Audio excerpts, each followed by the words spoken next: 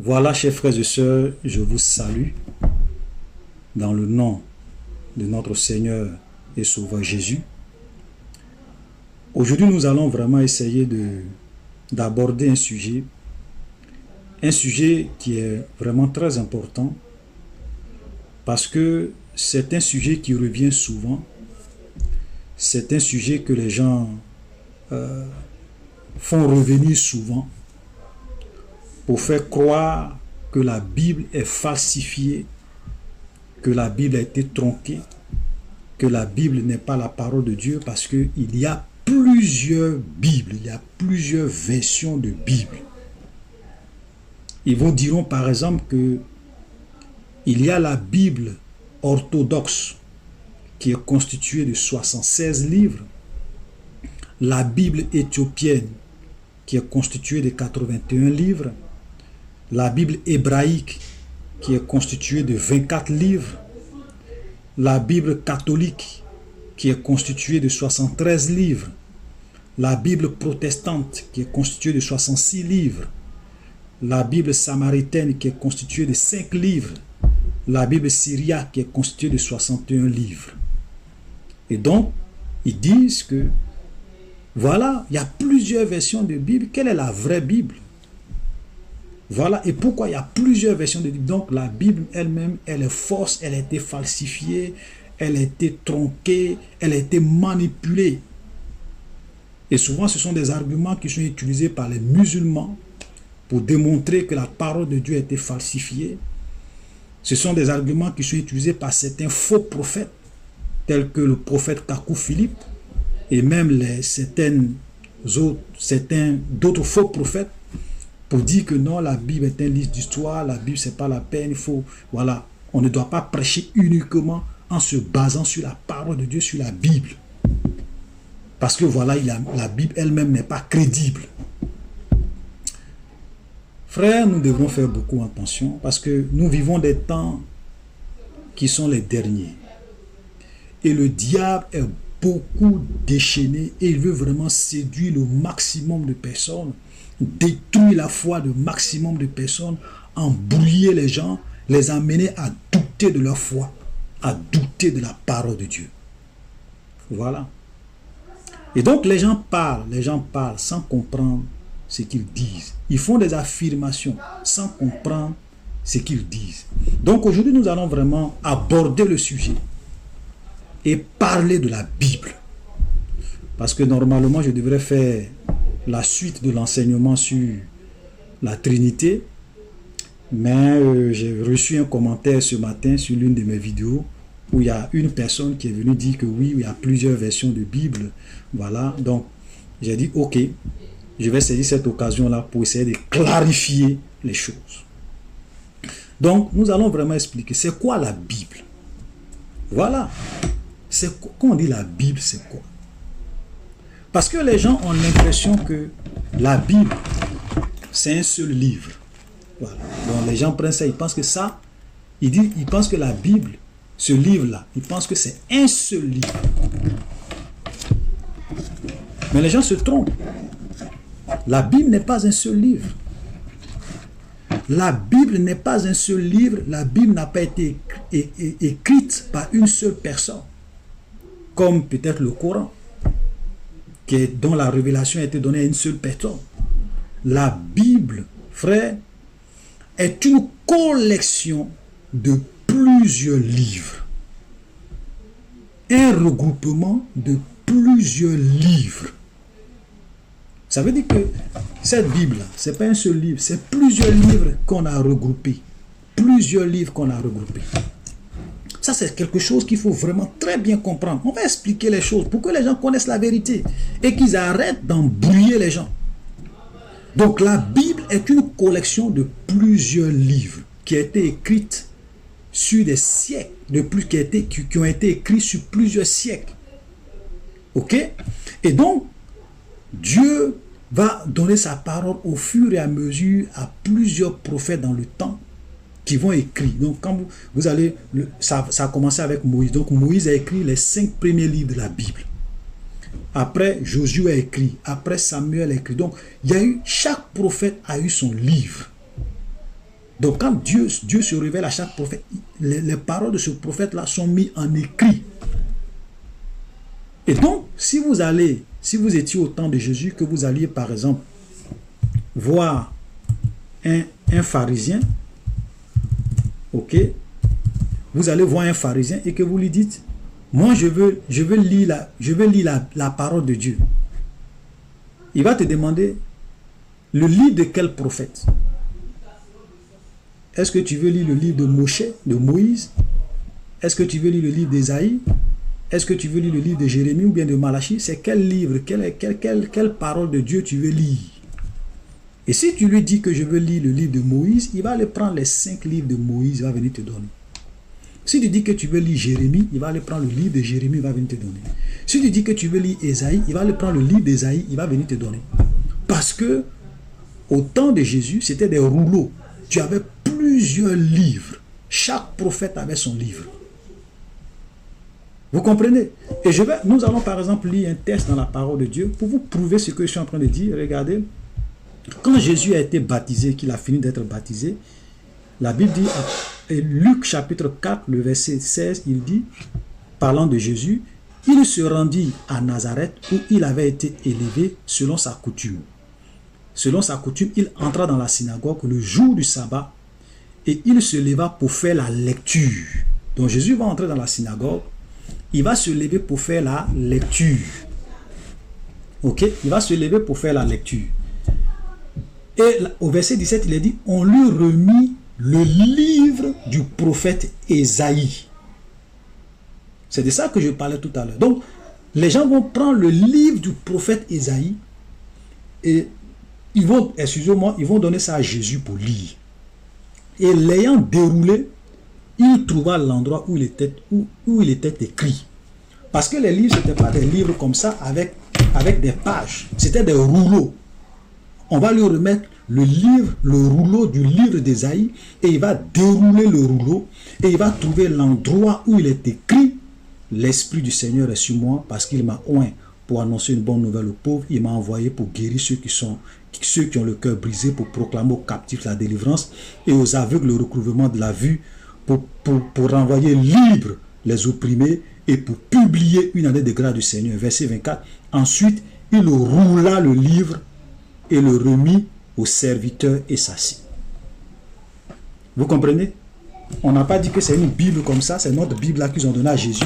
Et puis Jésus allait fouiller, allait voir, a pris le livre d'Ésaïe pour regarder. Non, il y avait plusieurs rouleaux, il y avait plusieurs livres. Il y avait le livre de Moïse, les 5 premiers livres de Moïse. Il y avait le livre de Samuel, il y avait le livre d'Ésaïe, il y avait le livre de Josué, il y avait le livre de Malachie, il y avait le livre de Zacharie. Vous comprenez? Plusieurs livres. Et donc, si vous allez au temps de Jésus, quand on dit la parole de Dieu, c'était plusieurs livres. Vous comprenez? Et donc, nous aujourd'hui, pour nous faciliter la vie, on a fait une collection, c'est-à-dire qu'on a regroupé plusieurs livres, tous ces livres-là qu'on appelle aujourd'hui la Bible. Donc la Bible, ce n'est pas un seul livre écrit par une seule personne, mais c'est une collection de plusieurs livres. Et la vérité, c'est quoi, frère? Chacun peut faire sa collection, qu'il peut appeler Bible. Moi, je peux faire ma collection, je vais prendre le livre d'Apocalypse, et puis je vais prendre le livre de Malachie, et puis je fais une collection, je dis, voici ma Bible. Je peux prendre les 5 premiers livres de Moïse, et puis les 4 évangiles, et puis il faut faire ma collection que moi je vais appeler Bible. Ok? Mais si je fais une collection qui est constituée des livres, des 5 premiers livres de Moïse avec un livre du Nouveau Testament, c'est la parole de Dieu. Ma collection, c'est la parole de Dieu, mais ce n'est pas toute la parole de Dieu. Vous comprenez? Ce n'est pas toute la parole de Dieu, mais ça, c'est pas parce que ce n'est pas toute la parole de Dieu que ce n'est pas la parole de Dieu, c'est la parole de Dieu. Mais sauf que ce n'est pas toute la parole de Dieu. Si moi je partais, ou bien si mes ancêtres partaient par exemple au temps de Moïse, au moment où le prophète Moïse était vivant, où il a fait sortir le peuple d'Israël qu'ils ont écrit et qu'il a écrit les 5 premiers livres de la Bible, et que l'un de mes ancêtres partait en Israël et qui dit, moi je veux retourner dans ma tribu avec la parole de Dieu, les gens allaient lui donner une copie du livre de Moïse et il allait venir enseigner ce livre-là dans ma tribu, ok, en Afrique, ok, chez nous. Maintenant, si des siècles et des siècles après, il n'y a pas quelqu'un qui est retourné en Israël chez les Juifs pour dire, est-ce que il y a eu d'autres livres qui sont, est-ce que Dieu a donné encore sa parole à d'autres prophètes que vous avez écrits, que je peux prendre pour aller mettre à jour les 5 premiers livres de Moïse que j'avais? Pour moi, ma Bible allait être constituée seulement de 5 livres. Vous comprenez? Parce que surtout l'Ancien Testament, tous les livres de l'Ancien Testament, tous les prophètes de l'Ancien Testament étaient des Juifs. Donc, si vous partez au temps de Moïse, que vous prenez les 5 premiers livres de Moïse, et que des siècles et des siècles après, vous ne retournez pas en Israël, chez les Juifs, pour voir s'il y avait d'autres prophètes qui sont venus, à qui Dieu a donné sa parole, pour mettre à jour votre collection de livres, votre collection n'allait pas être à jour. Frère, voilà la vérité. Voilà l'une des vérités que les gens ne savent pas sur la Bible. Voilà. Donc, un peuple en Afrique, je prends cet exemple pour dire qu'un peuple en Afrique, peut-être qui était parti au temps de Moïse, allait simplement revenir avec les 5 premiers livres de la Bible. Et ils allaient commencer à enseigner ça pour dire, oui, voilà la parole de Dieu, voilà notre Bible, voilà la parole de Dieu. Mais s'ils ne retournent pas en Israël, des siècles et des siècles plus tard, pour voir est-ce que Dieu n'a pas encore donné sa parole, est-ce qu'il n'y a pas d'autres prophètes qui sont venus, qui ont parlé au nom du Seigneur pour prendre leur livre, pour venir mettre à jour sa collection n'allait pas être à jour. Voilà la vérité. Donc les gens souvent sont là pour dire la Bible samaritaine est 5 livres, la Bible syriaque c'est 61 livres, telle Bible, c'est un faux débat. Et nous allons expliquer, on va continuer à expliquer. C'est un faux débat, c'est de la manipulation. C'est de la manipulation. Parce que la parole de Dieu, frère, a été donnée, surtout concernant les livres de l'Ancien Testament, ça a été donné à un seul peuple. C'est le peuple juif. Tous les prophètes sont venus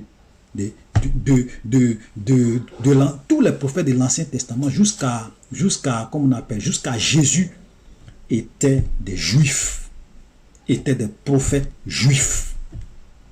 Voilà. Et Jésus a été clair. Jésus a dit que le salut vient des Juifs. Parce que Dieu s'était choisi un peuple pour qu'au travers de ce peuple-là, il puisse se révéler au monde. Et c'était les Juifs. C'est pour cela que c'est à eux que Dieu a donné sa parole. Dieu leur a envoyé les prophètes. Même quand Jésus est venu, il a commencé son ministère au milieu des Juifs. Voilà. Parce que le Messie leur avait été promis. Ouais, voilà la vérité. Voilà la vérité. Donc, il faut vraiment faire beaucoup attention quand on vient porter des accusations fallacieuses sur la Bible. Des affirmations qui ne tiennent pas debout, sans chercher à comprendre le fond des choses. Ok? Donc, ça c'est une vérité que nous devons savoir. La Bible est une collection de plusieurs livres. Ce n'est pas un seul livre. Et puis chacun est libre de faire sa collection. Si tout à l'heure quelqu'un vient dire que moi ma Bible c'est seulement l'Ancien Testament, moi le Nouveau Testament je ne reconnais pas, comme la Bible hébraïque, quand vous allez chez les Hébreux, leur Bible ne contient aucun livre du Nouveau Testament. Pourquoi? Parce que eux supposent que ils n'ont pas reconnu Jésus comme le Messie, ils n'ont pas reconnu les apôtres, donc ils n'acceptent pas les livres du Nouveau Testament. Ok? Voilà la vérité. Donc, pourquoi dans la Bible des Hébreux, dans la Bible hébraïque, vous n'avez pas les livres du Nouveau Testament? Parce qu'ils n'ont pas cru en Jésus. Voilà. Donc, frères, faisons beaucoup attention. Maintenant, l'autre vérité que nous pouvons vraiment savoir, c'est maintenant de savoir quelle est la bonne collection de Bible. Quelle est la collection de Bible la plus complète qui contient réellement la parole de Dieu. Parce qu'effectivement, on peut dire que chacun peut faire sa collection. On est d'accord. Donc, la Bible, les Samaritains peuvent faire les collections, les Syriaques peuvent avoir leurs collections, les orthodoxes peuvent avoir leurs collections, les catholiques peuvent avoir leurs collections, les protestants peuvent avoir leurs collections. Mais quelle est la collection qui contient la vraie parole de Dieu, ce qui est considéré comme la parole de Dieu? Voilà la vraie question qu'on doit se poser, au lieu de venir dire que non, la Bible, il y a telle Bible, il y a telle Bible, il y a telle Bible. Mon frère, soyons sérieux. Est-ce que les livres de l'Ancien Testament, là, les prophètes qui sont venus, c'était des prophètes catholiques? Voilà, on va vraiment parler de ça un peu. Est-ce que quand je prends les livres de l'Ancien Testament, on va revenir sur le Nouveau Testament, hein, on va faire la différence entre l'Ancien et le Nouveau Testament quand je vais aborder le deuxième point. Est-ce que quand je prends les livres de l'Ancien Testament, tous les prophètes juifs qui sont venus et qui ont prophétisé au nom de Dieu, au nom de Yahweh, au nom du Dieu d'Abraham, du Dieu d'Isaac, du Dieu de Jacob, qui ont donné leurs prophéties et qui ont écrit les livres qui constituent aujourd'hui la Bible, est-ce que c'était des prophètes orthodoxes? Je vous pose la question. Est-ce que c'était des prophètes catholiques? Est-ce que c'était des prophètes protestants? Est-ce que c'était des prophètes samaritains? Est-ce que c'était des prophètes syriaques? Non, c'était des prophètes juifs. Donc, si vous voulez savoir quelle est la bonne collection de la Bible, ok, allez-y demander aux Juifs. Et quand je parle de Bible, parce qu'il faut faire la différence entre l'Ancien Testament et le Nouveau Testament. Concernant le Nouveau Testament, frère, faut pas si vous prenez la Bible des protestants, c'est le même livre, c'est le même nombre de livres du Nouveau Testament. Ce sont les mêmes livres qui se retrouvent dans la Bible des catholiques. Ok, comme surtout la Bible des protestants, ce sont les deux versions, ce sont les deux Bibles qui sont beaucoup utilisées, donc je vais plus parler de ça. Vous prenez les livres du Nouveau Testament qui sont dans la Bible protestante. Ce sont les mêmes livres, le même contenu qui se retrouve dans la Bible des catholiques. Vous comprenez? Donc, au niveau de l'Ancien Testament, il n'y a pas de problème. Le seul problème, la seule différence, c'est au niveau des livres de l'Ancien Testament. Et si on veut parler des livres de l'Ancien Testament, le seul peuple qui est habilité à vous dire que voilà les livres qui sont inspirés par Dieu, voilà les livres de l'Ancien Testament qui sont reconnus comme étant la parole de Dieu, ce sont les Juifs. Ce sont les scribes et les pharisiens. Ce sont les Hébreux. Voilà, parce que regardez, même au temps de Jésus, les livres de l'Ancien Testament étaient déjà constitués, étaient déjà connus. C'est-à-dire que depuis les livres de l'Ancien Testament, depuis la Genèse, le nombre de livres, le contenu du livre, depuis la Genèse jusqu'à Malachie, c'était déjà connu. Et je vais vous montrer pourquoi au temps de Jésus, tous les livres de l'Ancien Testament étaient déjà connus, étaient déjà acceptés comme étant la parole de Dieu. Nous allons par exemple prendre Matthieu chapitre 17, à partir du verset 10, Matthieu 17, verset 10. Jésus les disciples lui fit cette question. Donc voilà la question que les disciples vont poser à Jésus. Il dit, pourquoi donc les scribes disent-ils qu'Élie doit venir premièrement? Et il répondit, Jésus va répondre pour dire, il est vrai qu'Élie doit venir premièrement et rétablir toutes choses. Mais je vous le dis qu'Élie est déjà venu, ils ne l'ont pas reconnu. J'ai déjà expliqué ce texte, mais on va s'arrêter là. Au temps de Jésus, les scribes enseignaient les gens, les pharisiens enseignaient le peuple pour leur dire qu'avant que le Messie n'arrive, Élie doit venir premièrement. C'était une promesse. Il y avait un prophète dans l'Ancien Testament qui avait prophétisé et qui avait dit que Dieu dit qu'avant que le Messie n'arrive, avant le jour grand et redoutable, un prophète du nom d'Élie allait venir. Et cette prophétie se trouve dans quel livre? Ça se trouve dans le dernier livre, ok, de l'Ancien Testament, Malachie. Comme nous pouvons prendre Malachie, chapitre 4, Et nous voyons ici la promesse dont Jésus est en train de parler à ses disciples, dont les scribes parlaient pour dire que Élie doit venir premièrement. Ça se trouve dans Malachie chapitre 4, le verset 6. Il a dit, voici, je vous enverrai Élie le prophète, avant que le jour de l'Éternel arrive, ce jour grand et redoutable. Il ramènera le cœur des pères à leurs enfants et le cœur des enfants à leurs pères, de peur que je ne vienne frapper le pays d'interdit. Donc, le prophète Élie dont Jésus parlait dans Matthieu, c'est cette prophétie-là de Malachie. C'est à cette prophétie-là de Malachie que Jésus faisait allusion. Donc, c'est pour vous dire que déjà au temps de Jésus, tout le monde connaissait le livre de Malachie, le dernier livre de la Bible. Donc, l'Ancien Testament était déjà, les livres de l'Ancien Testament étaient déjà connus. On savait que l'Ancien Testament, de Genèse jusqu'à Malachie, c'était les Juifs qui avaient ces livres-là, qui avaient la Torah, qui avaient le Tanakh. Parce que quand vous prenez la Bible des Hébreux, ils appellent ça le Tanakh et c'est regroupé en 3 grandes parties. Vous avez la loi qu'ils appellent la Torah, qui est constituée de 5 livres. Vous avez les prophètes qu'ils appellent les Nevim, qui est constitué de 8 livres. Et puis vous avez les écrits, ou bien les Ketovim, qui est constitué de 11 livres. Donc ça fait un total de 24 livres. Et quand vous prenez le contenu de ces 24 livres, c'est exactement le même contenu que les 39 livres de la Bible des protestants. Voilà la vérité. Vous prenez les 24 livres reconnus par les Juifs comme étant les livres inspirés de l'Ancien Testament que Jésus a utilisés, auxquels les prophètes faisaient référence. Vous prenez ces 24 livres de la Genèse jusqu'à Malachie. Ces 24 livres-là ont le même contenu que les 39 livres de la Bible des protestants. Parce que, pourquoi il y a une différence du nombre de livres? C'est parce que quand vous prenez la Bible des Hébreux, par exemple, eux, ils ont fait des regroupements de livres. C'est-à-dire que quand vous prenez la Bible des protestants, on va par exemple dire que 1 roi, 2 rois, 1 Samuel, 2 Samuel. Eux, ils ont regroupé 1 Samuel, 2 Samuel, ils appellent ça le livre de Samuel. 1 roi, 2 rois, ils appellent ça le livre des rois. Voilà, donc ils n'ont pas fait de subdivision.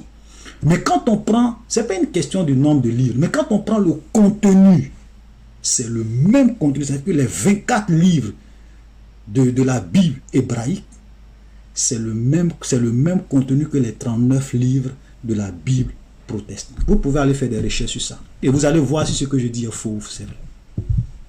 Voilà la vérité. Donc, si vous voulez savoir quelle est la Bible, quelle est la bonne collection de Bible, allez-y prendre l'Ancien Testament des Hébreux. Allez-y, je n'ai pas dit d'aller prendre l'Ancien Testament des catholiques. Je n'ai pas dit d'aller prendre l'Ancien Testament des orthodoxes. Je n'ai pas dit d'aller prendre l'Ancien Testament des syriaques. Je n'ai pas dit d'aller prendre l'Ancien Testament des samaritains. Allez-y prendre l'Ancien Testament des Hébreux. Et puis ajoutez à ce livre-là les livres du Nouveau Testament et vous avez la bonne collection de la Bible, la vraie parole de Dieu. Il n'y a pas de débat. Donc moi, quand je vois les gens qui font des spéculations, ils n'ont rien compris, ils ne savent même pas c'est quoi la parole de Dieu, ils ne savent même pas c'est quoi la Bible. Voilà. Frère, ne vous laissez pas manipuler. Ne vous laissez pas tromper. La parole, vous pensez que le Dieu qui a fait les cieux et la terre, vous pensez que les gens peuvent se lever comme ça pour détruire sa parole, pour falsifier sa parole, sans que lui, l'Éternel, il ne puisse préserver sa parole? Jésus a dit, le ciel et la terre passera, mais ma parole ne passera pas. Le Seigneur veille sur sa parole pour qu'elle soit d'actualité. Il y a des gens, au cours des siècles, qui ont essayé de détruire la Bible. Ils n'ont pas pu. Ils ont essayé, ils ne peuvent pas. Parce que Dieu veille sur sa parole. Donc ne laissez pas les gens venir vous distraire, parce qu'ils ne savent même pas c'est quoi la Bible. Ils pensent que la Bible, c'est un livre, un seul livre, comme ça. Comme on le présente comme ça, ils pensent que c'est un seul livre. Ce n'est pas un seul livre, c'est une collection de plusieurs livres. C'est-à-dire que si on voulait faire les choses normalement, on allait avoir 66 livres chez nous à la maison. Tu veux lire le livre d'Esther, tu vas prendre le livre d'Esther, tu lis. Tu veux lire le livre d'Ésaïe, tu vas prendre le livre d'Ésaïe, tu lis. Maintenant, pour nous faciliter la vie, les gens ont regroupé ça, qu'ils appellent Bible. Mais la Bible, ce n'est pas un seul livre, c'est une collection de plusieurs livres. Il ne faut pas te tromper. Voilà la vérité.